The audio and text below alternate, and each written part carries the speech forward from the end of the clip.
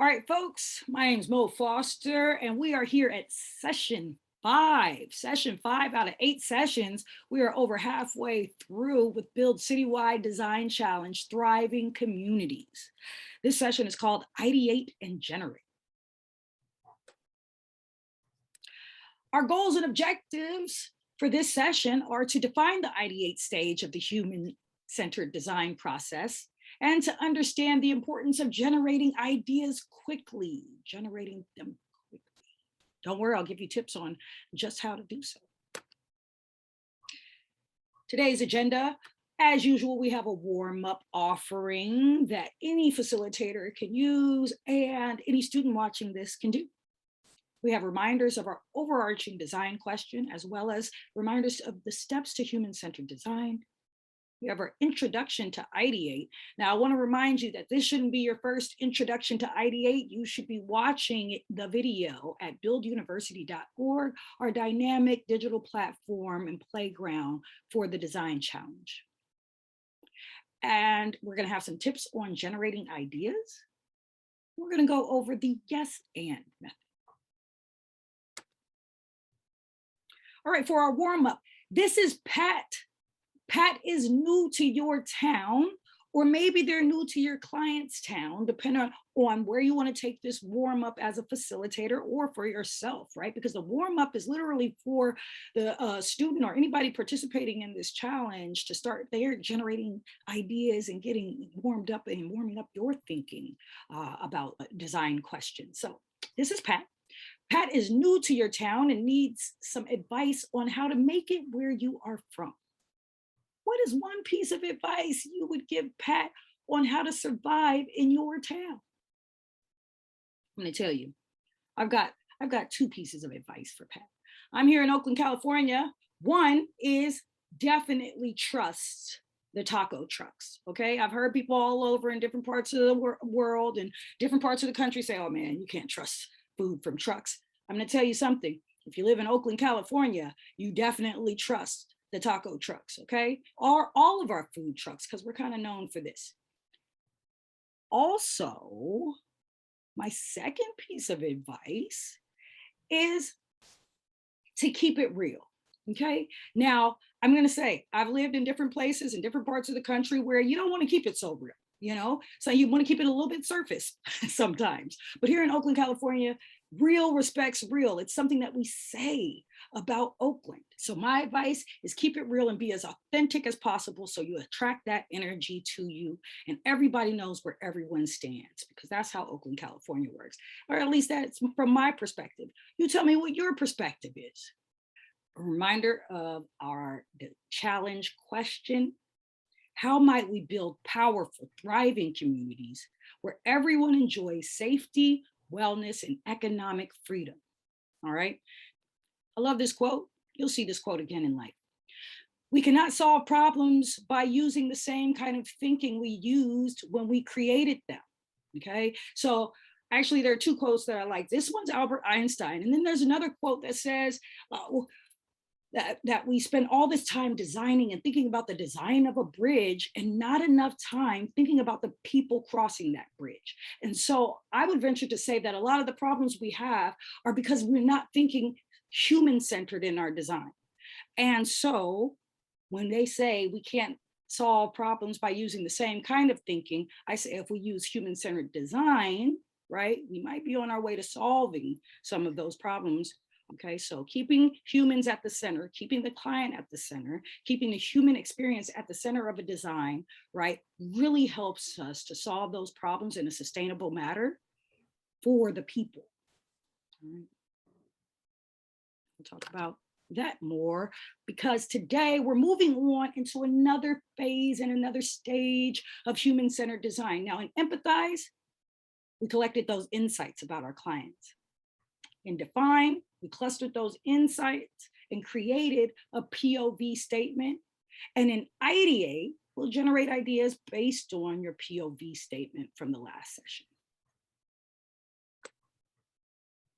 So you know how I feel about the dictionary definition of things. I like to start from there. And if you search Ideate right now on your phone, chances are you'll get this. And it says to form an idea of imagine or conceive, right? Well, it's the imagine for me, folks. Now, a lot of times when we're talking about solving problems, let's be honest, we're asked to be grounded and feasible and realistic. Today, we're going to be the opposite of all those things. And it's okay if your brain usually goes towards feasible and realistic. It's okay. We need your thinking as well. But we also are going to push to think way outside of the box, as they say. All right. In the ideate phase, in the ideate stage, you will gather with open minds with your group, with a group of thought partners in a judgment-free setting to produce as many ideas as you can to address a problem statement. Now, lucky for us, we've got those problem statements that we generated in our last sessions, okay? And so we'll use those to bounce ideas off of.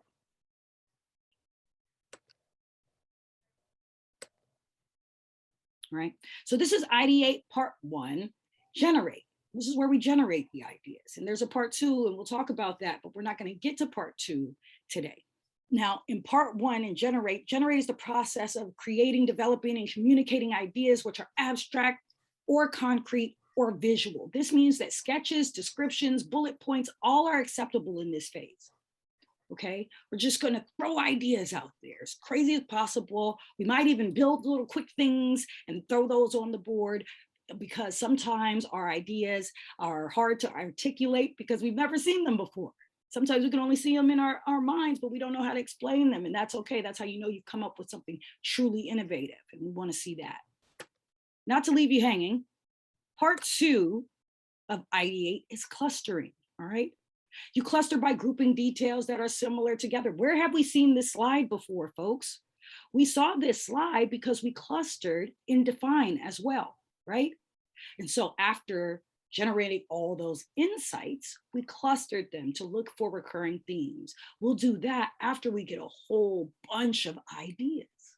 I've got some tips for that though, okay?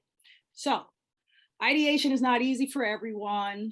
A lot of people feel like this is a job only for people who identify as creatives, but everyone has ideas. We always have ideas. And sometimes we keep them so deep in our minds, right? How many people have been somewhere standing in line and would say, man, I know there's a faster way. If it were me, I would do this or I would do that. We're so used to not sharing our ideas.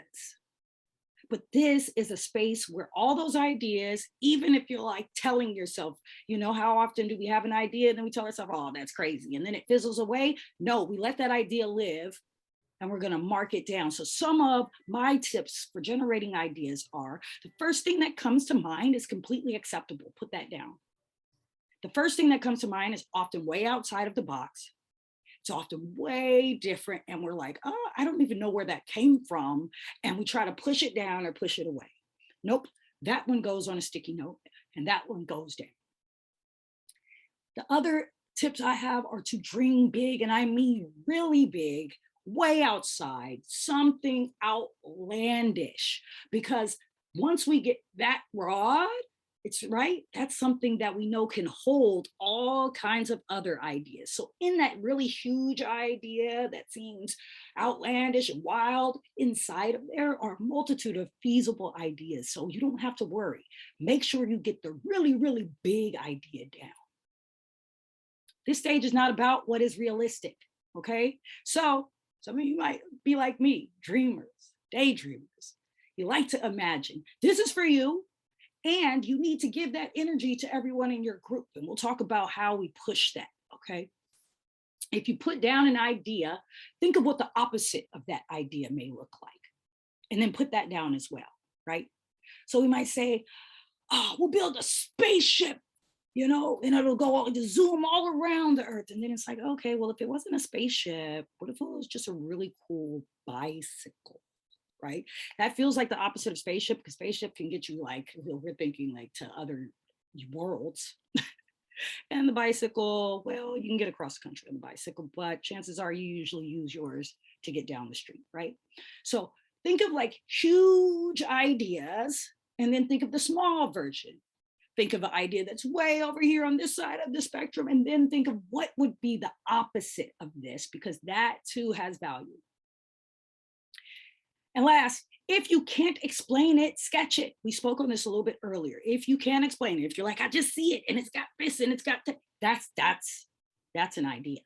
There's passion behind that. When you start to use your hands and try to draw it in the air, go ahead and sketch that down and put that down as well. Okay? You can always go back and label it and say, well, I think this is like a pipe and this is a lever or this is this and that. That's fine, but make sure you get those sketches, whatever's coming to your mind, get it out, whether it's in words, bullet points, sketches. Sometimes you got to go online and find a few things and put them together. That's okay as well.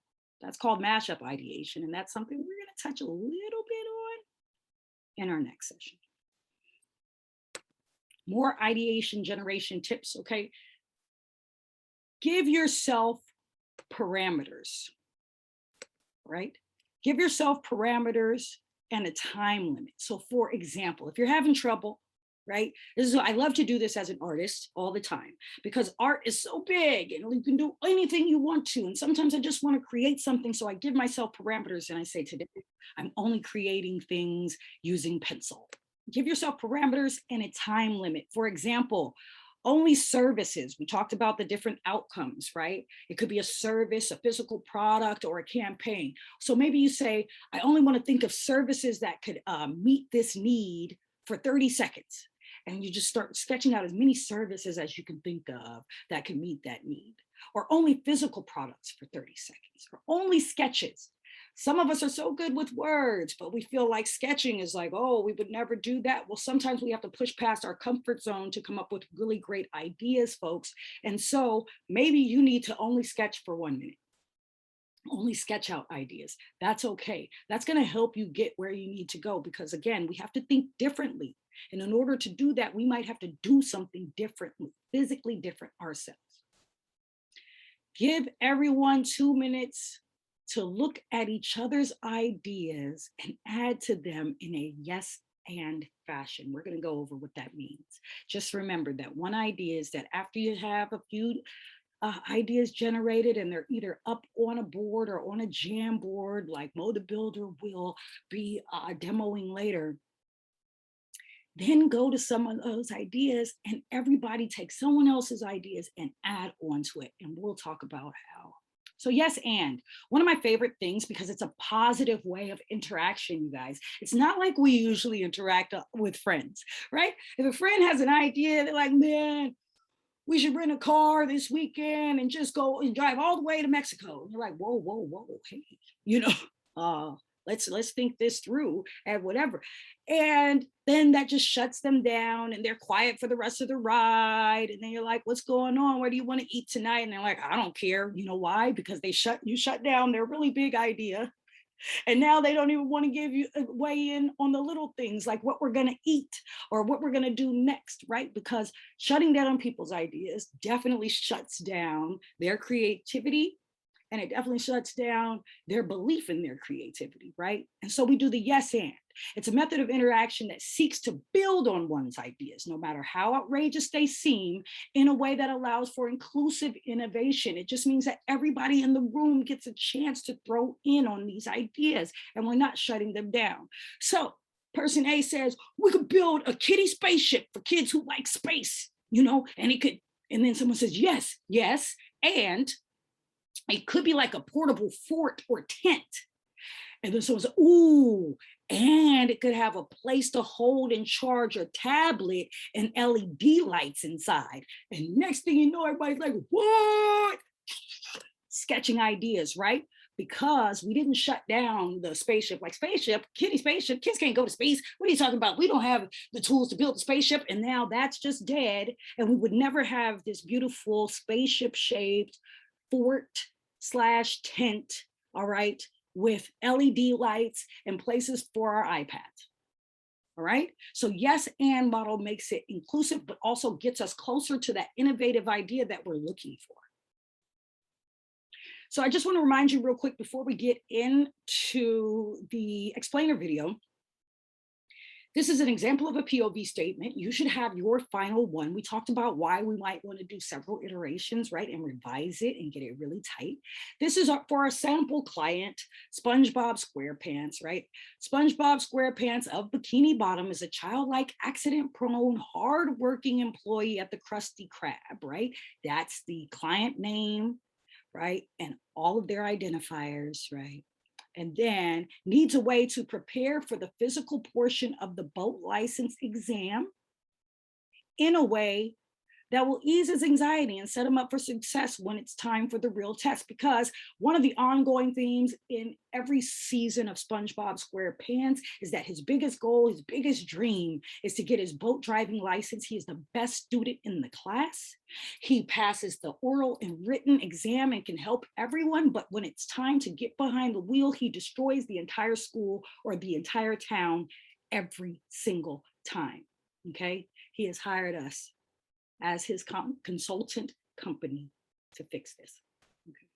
But as usual, don't take my word for it. Mo the Builder has a few things to say about how we might ideate and generate ideas.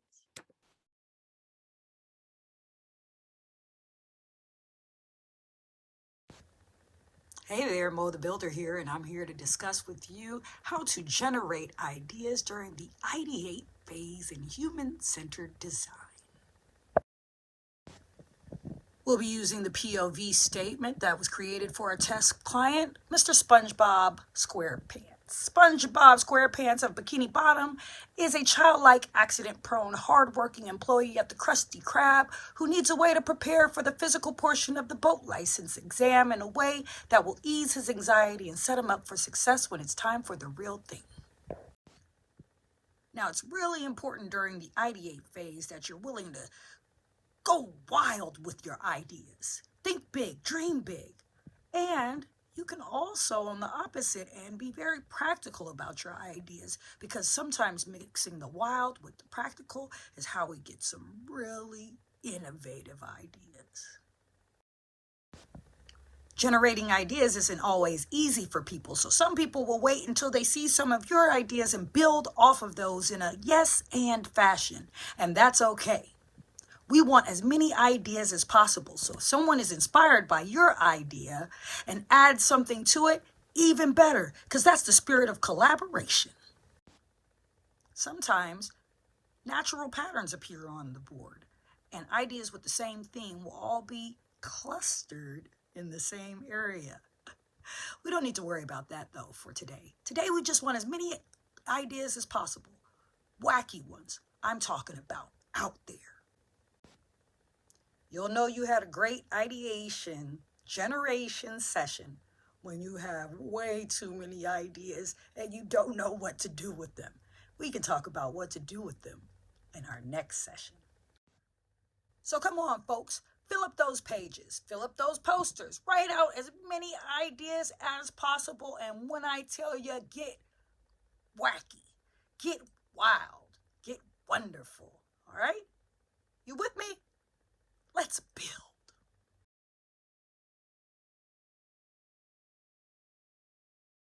One thing about Mo the Builder, they always have my back.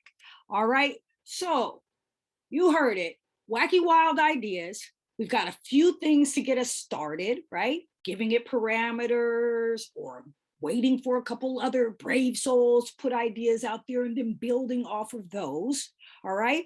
But the point is that we've got to get 15 to 20 ideas, just like those insights, before we can cluster and know that we have enough information down to start whittling down to our final idea. We'll talk about how we do that in the next session, right? This time, we just really want to be as creative as possible, thinking as big as possible. And again, if it sounds like an idea that's like, oh, this is ridiculous, right? And you're almost saying it just to be funny, put that one down. All right. I've done this for a long time. It's that I was just kidding idea that actually turns into like some ridiculously wonderful, innovative, and even feasible, right, product or service or campaign solution. All right. So these are your to-dos, students. Go to builduniversity.org. Again, that's our amazing platform. You should already been there. You should have that open already. All right. You want to open your student design book, another tab you should have open. You're going to refer to your POV, which should be on slide 7 in your student design book. Right. So you're going to use that as reference again, because that is what we are using to come up with ideas based on that POV. Right. And then using the tips and tactics described in this lesson, list 15 to 20 ideas on slide 9 in your student design book. That's it, folks. That's all you have. All right. You with me? Let's build.